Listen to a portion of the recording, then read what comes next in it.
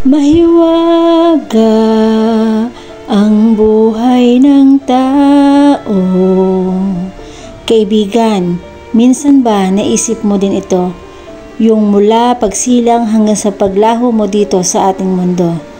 Yung una mong iyak, ang unang sign na andito ka na sa mundo. Ang huling hinga mo na ang hirap bitawan bago magpaalam sa mga mahal mo, mangyayari sa panahong hindi mo sigurado.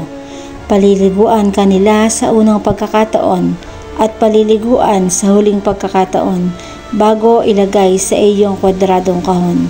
Masaklap, masakit, pero yan ang katotohanan, kaibigan. Kahit anong dami ng pera mo habang nabubuhay ka, paglisan mo sa daigdig, wala kang madadala kahit isa. Masakit man sa lahat ng iyong naipundar, hinding-hindi mo madadala. Iiwan at iiwan mo yan sa kamag-anak mo at kapamilya na minsan ugat pa ng kanilang pagkakasala. Dahil yung iba nag-aaway-away pa dahil sa iyong pera, dahil sa iyong pamana.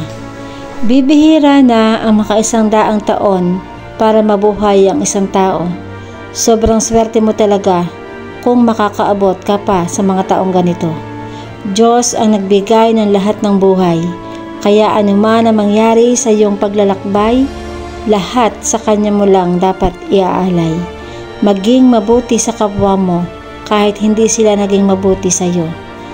Para sa huli, ikaw ang may pinakamagandang regalo na hindi makukuha ng kahit na sino.